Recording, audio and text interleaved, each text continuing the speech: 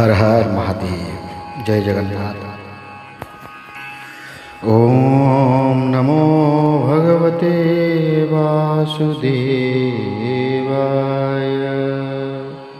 बंधुगण, सनातन धर्मर एकादशी व्रतर महत्व सबुठार अधिक बोली कहुଯାଇଛି, किंतु आज आम एमिति एक एकादशी विषय जानिबा जहा केवल पाप नाश करे नाही, बरं वंशबुद्धि एवं योग्य संतान प्राप्तिर वरदान देइथाए। हाँ बंधुगण, आज आम श्रावण मासर पवित्र पुत्रदा एकादशीर व्रत कथा एवं एहार चमत्कारी महात्म्य विषय जानिबा। जदि आपणक जीवन में संतान सुख मिलूना किंबा आपणक पिलामानंकर उन्नति हेउना, तेबे एही कथा को शेष पर्यंत निश्चय शुणन्तु।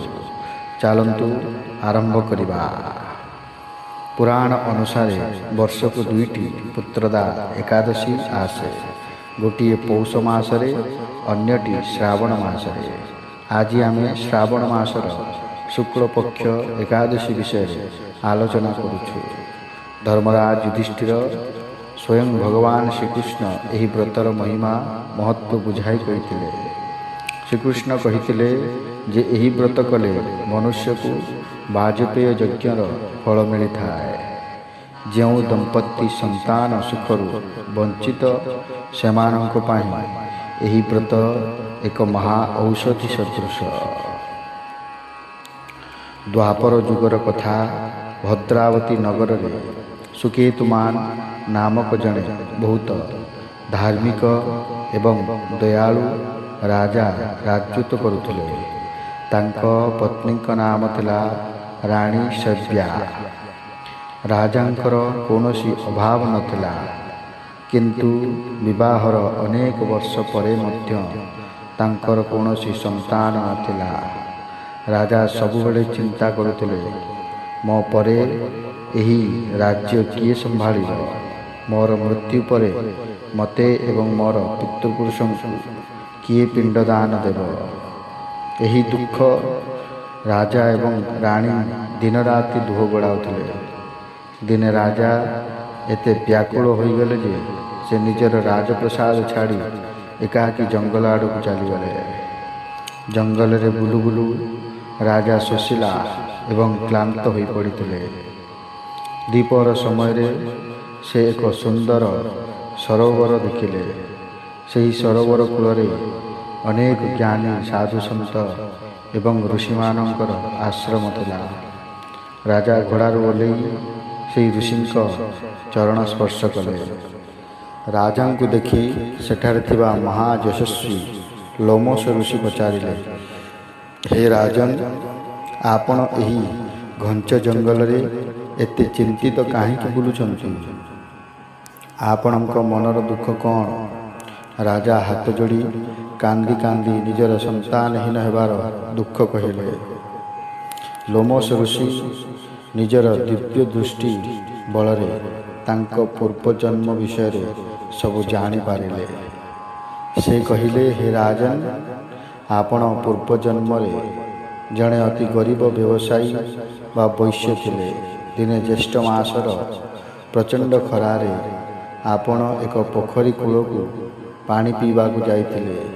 सेही समय एक सुशीला गाई एवं तार छोट बाछुरी सेठाकू पानी पीवा को आसिले, किंतु आपण निजे प्रथमे पानी पीवा पाई सेही सुशीला गाई और बाछुरी को सेठारू घोड़ाई देले।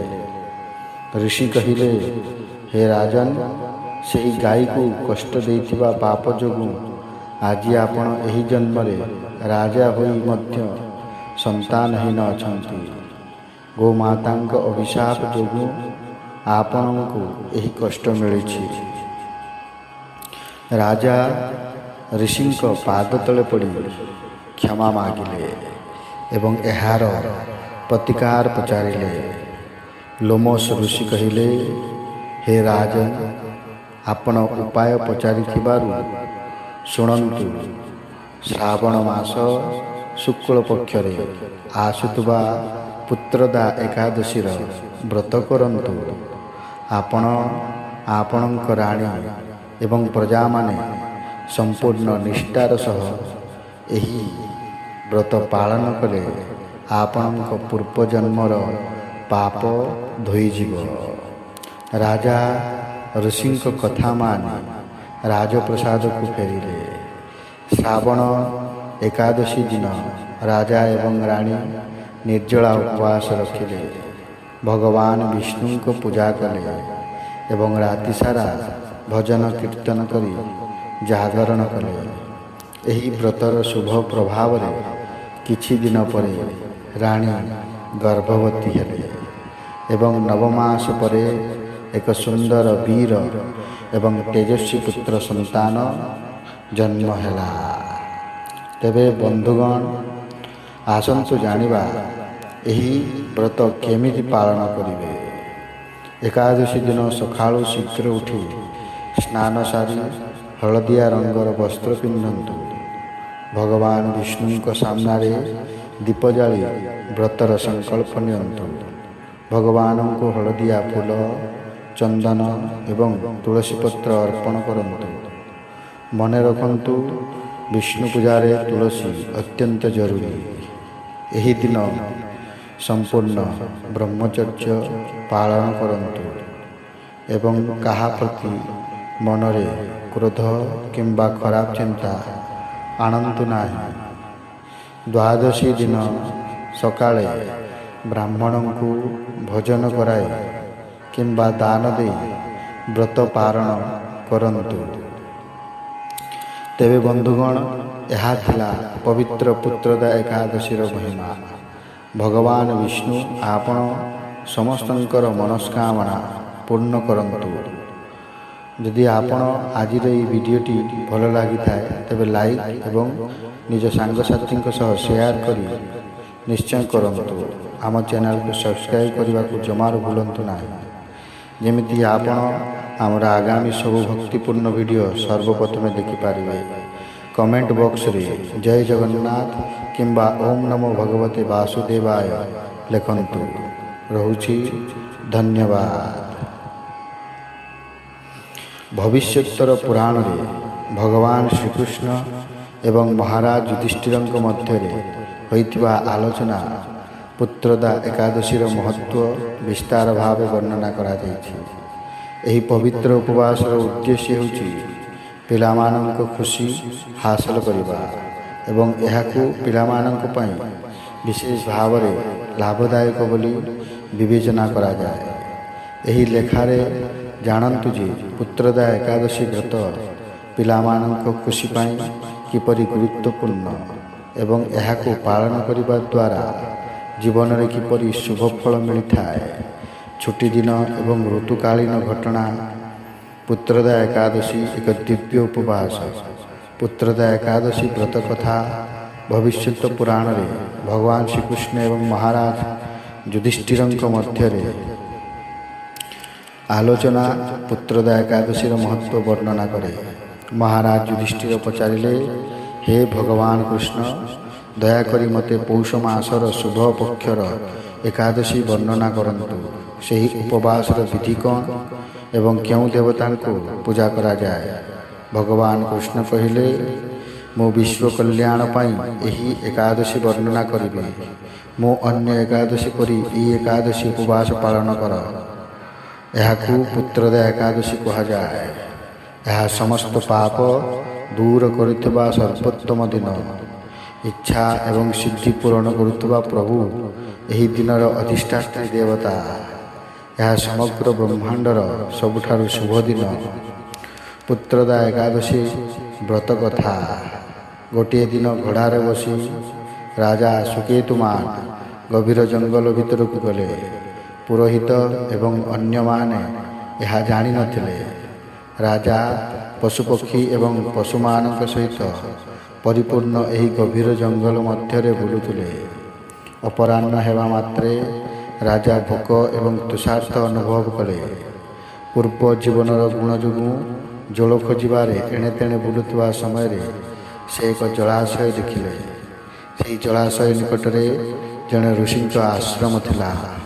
ଅନେକ ଶୁଭ ଲକ୍ଷଣ ଦେଖାଯିବା ଆରମ୍ଭ ହେଲା ଏବଂ ତାଙ୍କ ବାମ ଆଖି ଏବଂ ବାମ ହାତ ଝଡ଼ିବାକୁ ଲାଗିଲା।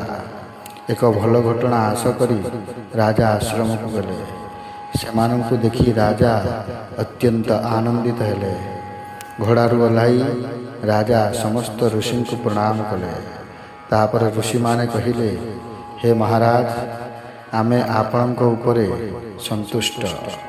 ସମୟ ଏବଂ ରାଜା କହିଲେ, ହେ ମହାରାଜ, ତୁମେ କିଏ? ତୁମର ନାମ କ'ଣ? ତୁମେ ଏଠାରେ କାହିଁକି ଏକତ୍ରିତ ହୋଇଛ? ଦୟାକରି ଆମକୁ ସତ୍ୟ କୁହ। ପୌରାଣିକ କଥା। ଋଷି କହିଲେ, ରାଜା, ଆମେ ବିଶ୍ୱଦେବ, ଆଜିଠାରୁ ମାଘ ମାସ ପଞ୍ଚମ ଦିନ ଆରମ୍ଭ ହେଉଛି। ଆଜି ପୁତ୍ରଦା ଏକାଦଶୀ। ଯିଏ ଏହି ଏକାଦଶୀ ପାଳନ କରେ ସେ ନିଶ୍ଚିତ ଭାବରେ ପୁତ୍ର ପ୍ରାପ୍ତି ପାଇବ। ରାଜା କହିଲେ, ବ୍ରହ୍ମାଣ୍ଡର ଦେବତାଗଣ, ଯଦି ଆପଣଙ୍କ ମୋ ଉପରେ ପ୍ରସନ୍ନ, ଦୟାକରି ମୋତେ ଏକ ପୁତ୍ର ପ୍ରାପ୍ତି କରାନ୍ତୁ। ଋଷି କହିଲେ, ଆଜି ପୁତ୍ରଦା ଏକାଦଶୀ। ଆଜି ଏହାକୁ ପାଳନ କରନ୍ତୁ। ଭଗବାନ କେଶବ ଆଶୀର୍ବାଦ ସ୍ୱରୂପ ଆପଣଙ୍କୁ ଏକ ପୁତ୍ର ସନ୍ତାନ ହେବ। ଭଗବାନ ଶ୍ରୀକୃଷ୍ଣ କହିଲେ, ହେ ଯୁଧିଷ୍ଠିର, ଏହିପରି ଋଷିମାନଙ୍କ ଆଦେଶରେ ରାଜା ଏକାଦଶୀ ଉପବାସ ପାଳନ କଲେ। ଦ୍ୱାଦଶୀର ଉପବାସ ପାରଣ ସମାପ୍ତ କରିବା ପରେ ରାଜା ଋଷିମାନଙ୍କ ଆଶୀର୍ବାଦ ନେଇ ଫେରି ଆସିଲେ। ପରବର୍ତ୍ତୀ ସମୟରେ ରାଣୀ ଗର୍ଭବତୀ ହେଲେ। ଏକାଦଶୀର ଗୁଣ ଦ୍ୱାରା ରାଜାଙ୍କୁ ଏକ ଉଜ୍ଜ୍ୱଳ ପୁତ୍ର ପ୍ରାପ୍ତ ହେଲା, ଯିଏ ତାଙ୍କ ପିତାଙ୍କୁ ତାଙ୍କ ଉତ୍କୃଷ୍ଟ ଗୁଣରେ ସନ୍ତୁଷ୍ଟ କରିଥିଲେ। ସେ ତାଙ୍କ ପ୍ରଜାମାନଙ୍କର ଜଣେ ଉତ୍କୃଷ୍ଟ ରକ୍ଷକ ଥିଲେ। ତେଣୁ ହେ ମହାରାଜ, ପୁତ୍ରଦା ଉପବାସ ପାଳନ କରିବାକୁ ପଡ଼ିବ। ଯିଏ ଏହି ଉପବାସ ପାଳନ କରେ ସେ ପୁତ୍ର ପ୍ରାପ୍ତି ପାଏ ଏବଂ ସ୍ୱର୍ଗ ପ୍ରାପ୍ତି କରେ। ହିନ୍ଦୁ ଧର୍ମ ଯେଉଁ ବ୍ୟକ୍ତି ଏହି ଉପବାସର ମହିମା ପଢ଼ିବେ, ଶୁଣିବେ କିମ୍ବା କହିବେ, ସେ ଅଶ୍ୱମେଧ ଯଜ୍ଞର ଫଳ ପାଇବେ। ପୁତ୍ରଦା ଏକାଦଶୀର ଗୁରୁତ୍ୱ। ପୁତ୍ରଦା ଏକାଦଶୀର ଉପବାସ ସନ୍ତାନମାନଙ୍କ ଆଶୀର୍ବାଦ ପାଇଁ ବିଶେଷ ଗୁରୁତ୍ୱପୂର୍ଣ୍ଣ ବୋଲି ବିବେଚନା କରାଯାଏ। ଯିଏ ଏହି ଉପବାସ ପାଳନ କରନ୍ତି ସେ କେବଳ ସନ୍ତାନମାନଙ୍କର ଆଶୀର୍ବାଦ ପାଆନ୍ତି ନାହିଁ, ବରଂ ସ୍ୱର୍ଗର ଆଶୀର୍ବାଦ ମଧ୍ୟ ପାଆନ୍ତି। ଯିଏ ଏହି ଉପବାସ ମହିମା ପଢ଼ିବେ, ଶୁଣିବେ କିମ୍ବା କହିବେ, ସେ ଅଶ୍ୱମେଧର ଯଜ୍ଞ ଫଳ ପାଇବେ। ତେବେ ବନ୍ଧୁଗଣ, ଏହା ଥିଲା ପବିତ୍ର ପୁତ୍ରଦା ଏକାଦଶୀର ମହିମା। ଭଗବାନ ବିଷ୍ଣୁ ଆପଣଙ୍କ ସମସ୍ତ ମନୋକାମନା ପୂର୍ଣ୍ଣ କରନ୍ତୁ। ଯଦି ଆପଣଙ୍କୁ ଆଜିର ଏହି ଭିଡ଼ିଓଟି ଭଲ ଲାଗିଥାଏ ତେବେ ଏହାକୁ ଲାଇକ୍ କରନ୍ତୁ ଏବଂ ନିଜ ସାଙ୍ଗସାଥୀଙ୍କ ସହ ସେୟାର କରନ୍ତୁ। ଆମ ଚ୍ୟାନେଲକୁ ସବସ୍କ୍ରାଇବ୍ କରିବାକୁ ଜମାରୁ ଭୁଲନ୍ତୁ ନାହିଁ, ଯେମିତି ଆପଣ ଆମର ଆଗାମୀ ସବୁ ଭକ୍ତିପୂର୍ଣ୍ଣ ଭିଡ଼ିଓ ସର୍ବପ୍ରଥମେ ଦେଖିପାରିବେ। କମେଣ୍ଟ ବକ୍ସରେ ଜୟ ଜଗନ୍ନାଥ କିମ୍ବା ଓମ୍ ନମୋ ଭଗବତେ ବାସୁଦେବାୟ ନିଶ୍ଚୟ ଲେଖନ୍ତୁ। ରହୁଛି, ଧନ୍ୟବାଦ। ଜୟ ଜଗନ୍ନାଥ।